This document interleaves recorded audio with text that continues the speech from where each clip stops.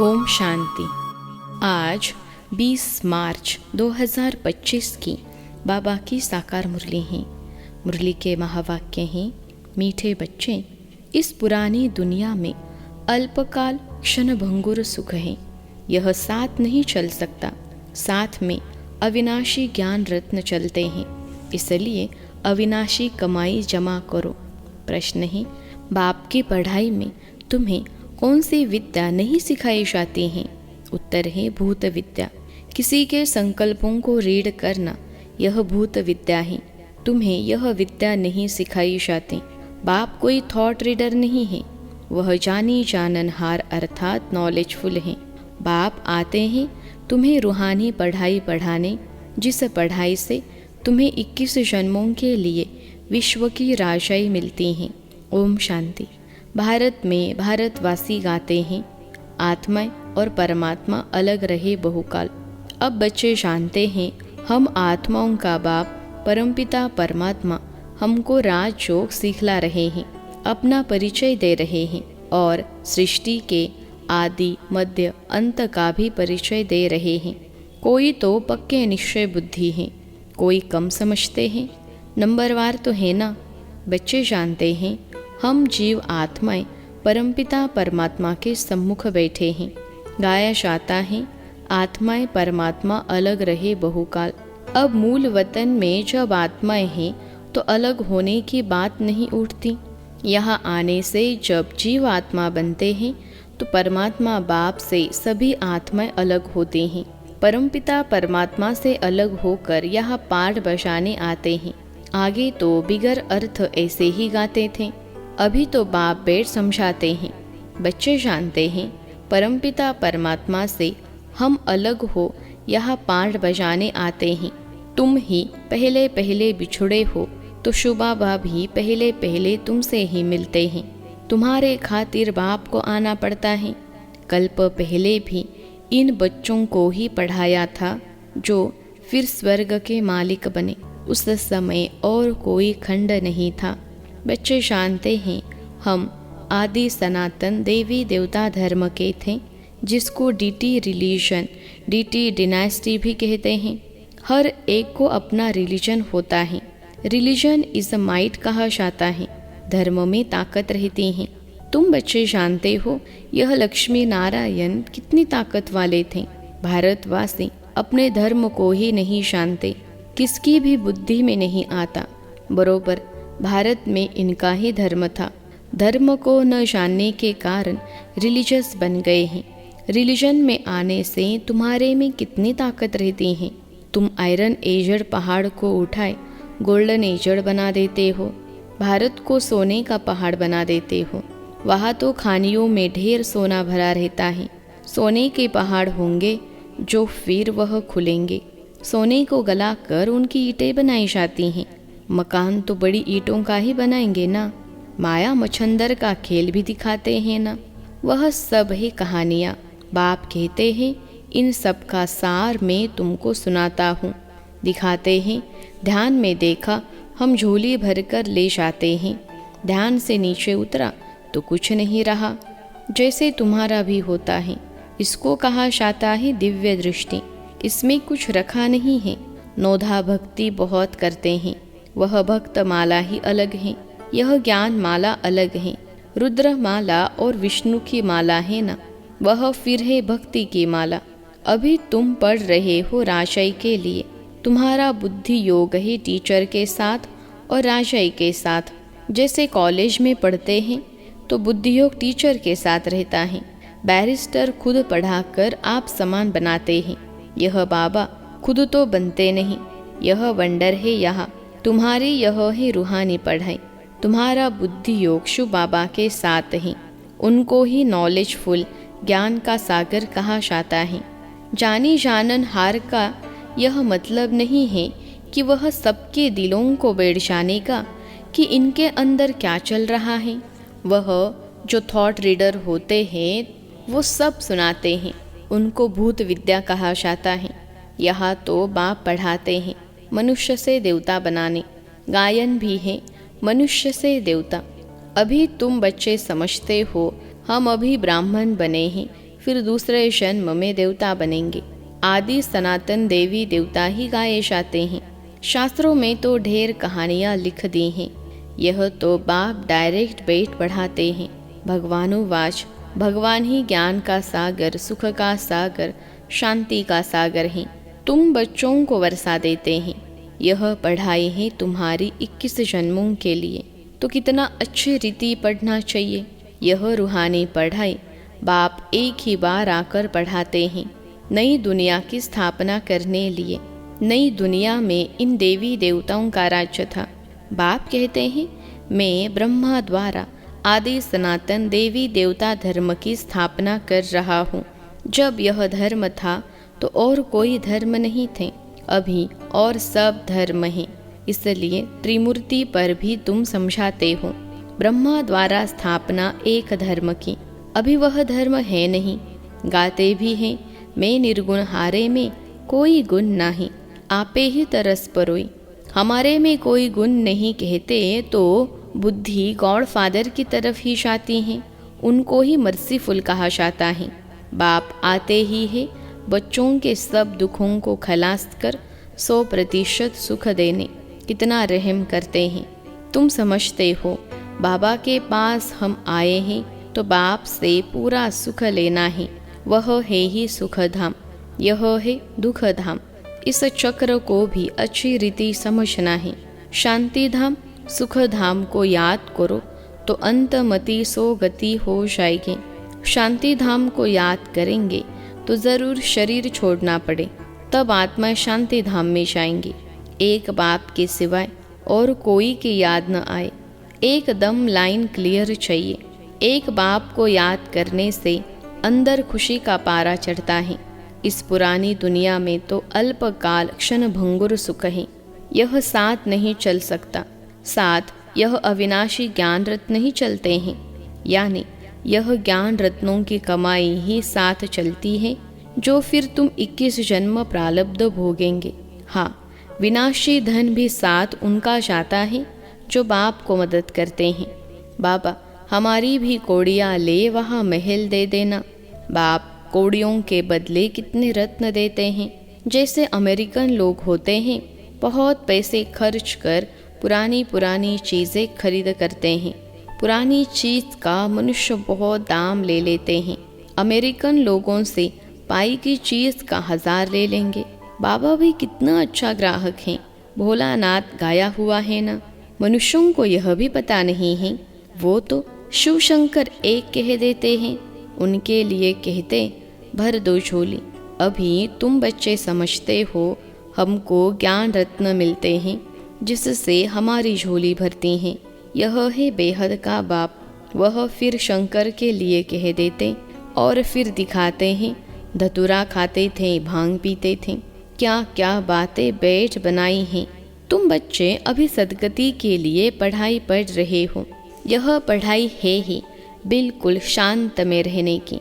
यह बत्तियाँ आदि जो जलाते हैं, शो करते हैं, वह भी इसलिए कि मनुष्य आकर पूछे, आप शिव जयंती इतनी क्यों मनाते हो?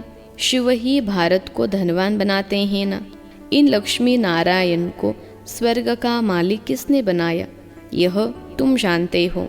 यह लक्ष्मी नारायण आगे जन्म में कौन थे? यह आगे जन्म में जगत अम्बा ज्ञान ज्ञानेश्वरी थी, जो फिर राज राजेश्वरी बनती हैं। अब पद किसका बड़ा है?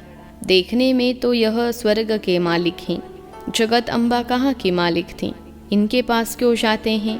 ब्रह्मा को भी 100 भुजा वाला, 200 भुजा वाला, 1000 भुजा वाला दिखाते हैं ना। जितने बच्चे होते हैं भुजाएं बढ़ती जाती हैं। जगदम्बा को भी लक्ष्मी से शास्ती भुजाएं दी हैं। उनके पास ही जाकर सब कुछ मांगते हैं, बहुत आशाएं ले जाते हैं। बच्चा चाहिए, यह चाहिए। लक्ष्मी के पास कभी ऐसी आशाएं नहीं ले जाएंगे, वह तो शेर धनवान हैं।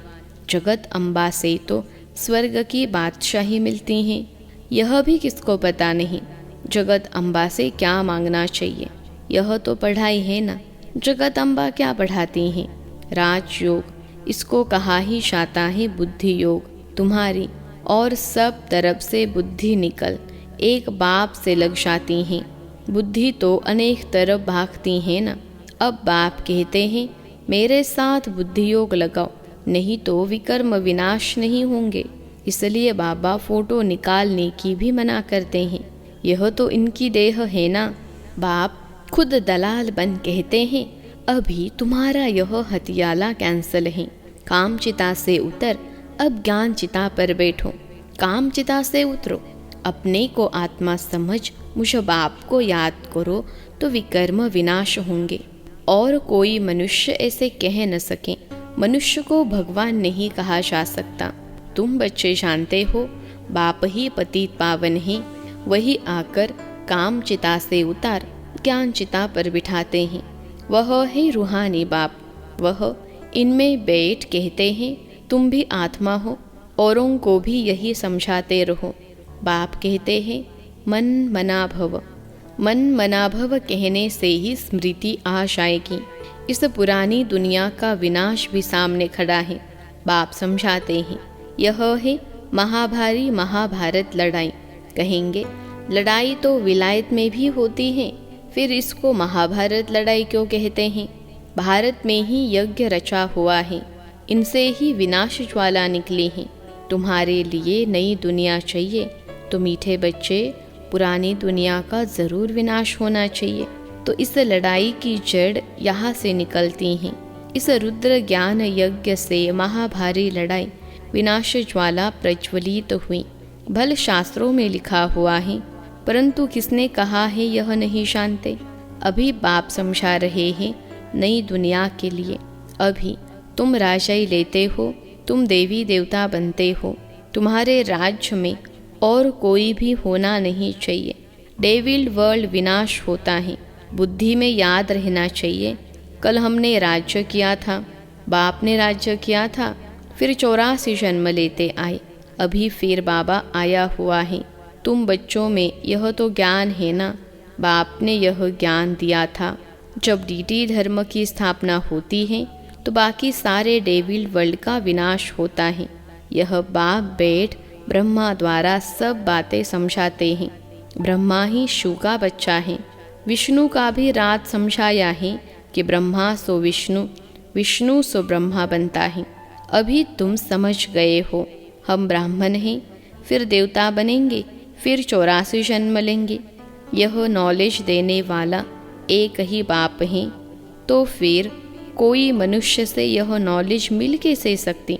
इसमें सारी बुद्धि की बात है। बाप कहते हैं और सब तरफ से बुद्धि तोड़ो, बुद्धि ही बिगड़ती है। बाप कहते हैं कि मुझे याद करो तो विकर्म विनाश होंगे। गृहस्थ व्यवहार में भल रहो। एम ऑब्जेक्ट तो सामने खड़ी हैं। जानते हो हम पढ़कर यह बनेंगे। तुम्हारी पढ़ाई है ही संगम युग की। अभी तुम न इस तरफ हो न उस तरफ, तुम बाहर हो। बाप को खिवैया भी कहते हैं, गाते भी हैं हमारी नैया पार ले जाओ। इस पर एक कहानी भी बनी हुई है। कोई चल पड़ते हैं, कोई रुक जाते हैं। अब बाप कहते हैं मैं इस ब्रह्मा के मुख द्वारा बैठ सुनाता हूँ। ब्रह्मा कहाँ से आया? प्रजापिता तो ज़रूर यहाँ चाहिए ना। मैं इनको एडॉप्ट करता हूँ, इनका भी नाम रखता हूँ। तुम भी ब्रह्मा मुख वंशावली ब्राह्मण हो जो कलयुग अंत में है, फिर वही सतयुग आदि में जाएंगे। तुम ही पहले पहले बाप से अलग हो, पार्ट बजाने आए हो। हमारे में भी सब तो नहीं कहेंगे ना। यह भी मालूम पड़ जाएगा कौन पूरे 84 जन्म लेते हैं। इन लक्ष्मी नारायण की तो गारंटी है ना। इनके लिए ही गायन है श्याम सुंदर। देवी देवता सुंदर थे, सावरे से सुंदर बने हैं। गावड़े के छोरे से बदल सुंदर बन जाते हैं। इस समय सब छोरे छोरियां हैं। यह बेहद की बात है। उनको कोई जानते नहीं। कितनी अच्छी अच्छी समझाने दी जाती हैं। हर एक के लिए सर्जन एक ही है। यह है अविनाशी सर्जन। योग को अग्नि कहा जाता है, क्योंकि योग से ही आत्मा की अलाय यानी खाद निकलती हैं। योग अग्नि से तमो प्रधान आत्मा सतो प्रधान बनती हैं। यदि आग ठंडी होगी तो अलाय निकलेगी नहीं। याद को योग अग्नि कहा जाता है। जिससे विकर्म विनाश होते हैं। तो बाप कहते हैं तुमको कितना समझाता रहता हूँ, धारणा भी हो ना। अच्छा मन बना भव, इसमें तो थकना नहीं चाहिए ना। बाप को याद करना भी भूल जाते हैं। यह पतितों का पति तुम्हारा ज्ञान से कितना श्रृंगार करते हैं। निराकार बाप कहते हैं और सबसे बुद्धियोग तोड़ मुझे अपने बाप को याद करो। बाप सभी का एक ही है। तुम्हारी अब चढ़ती कला होती है। कहते हैं ना तेरे भाने सर्व का भला। बाप आए हैं सर्व का भला करने। रावण तो सबको दुर्गति में ले जाते हैं, राम सबको सदगति में ले जाते हैं। अच्छा, मीठे मीठे सिखिलते बच्चों प्रति माता पिता बाप दादा का याद प्यार और गुड मॉर्निंग। रूहानी बाप की रूहानी बच्चों को नमस्ते। हम रूहानी बच्चों की सिखिलते रूहानी माता पिता बाप दादा को याद प्यार, गुड मॉर्निंग और नमस्ते बाबा नमस्ते। धारणा के लिए मुख्य सार पहली पॉइंट है, बाप की याद से अपार सुखों का अनुभव करने के लिए बुद्धि की लाइन क्लियर चाहिए। याद जब अग्नि का रूप ले तब आत्मा सतो प्रधान बने। दूसरी पॉइंट है, बाप कोड़ियों के बदले रत्न देते हैं। ऐसे भोलेनाथ बाप से अपनी झोली भरनी है। शांत में रहने की पढ़ाई पढ़ सदगति को प्राप्त करना है। आज का वरदान है, माया के बंधनों से सदा निर्बंधन रहने वाले योगयुक्त बंधन मुक्त भव। माया के बंधनों से सदा निर्बंधन रहने वाले योगयुक्त बंधन मुक्त भव। विश्लेषण है, बंधन मुक्त की निशानी है सदा योगयुक्त। योगयुक्त बच्चे जिम्मेवारियों के बंधन व माया के बंधन से मुक्त होंगे। मन का भी बंधन न हो। लौकिक जिम्मेवारी तो खेल है, इसलिए डायरेक्शन प्रमाण खेल की रीति से हंसकर खेलो तो कभी छोटी छोटी बातों में थकेंगे नहीं। अगर बंधन समझते हो तो तंग होते हो। क्या क्यों का प्रश्न उठता है, लेकिन जिम्मेवार बाप हैं, आप निमित्त हो। इस स्मृति से बंधन मुक्त बनो तो योग युक्त बन जाएंगे। आज का स्लोगन है, करन करावन हार की स्मृति से भान और अभिमान को समाप्त करो। करन करावन हार की स्मृति से भान और अभिमान को समाप्त करो। अव्यक्त इशारे, सत्यता और सभ्यता रूपी कल्चर को अपनाओ। अपवित्रता सिर्फ किसको दुख देना या पाप कर्म करना नहीं है, लेकिन स्वयं में सत्यता स्वच्छता विधि पूर्वक अगर अनुभव करते हो तो पवित्र हो। जैसे कहावत है, सत्य की नाव डूबती नहीं है लेकिन डगमग होती हैं, तो विश्वास की नाव सत्यता है। ऑनेस्टी है जो डगमग होगी लेकिन डूबेगी नहीं। इसलिए सत्यता की हिम्मत से परमात्मा प्रत्यक्षता के निमित्त बनो। अच्छा, ओम शांति।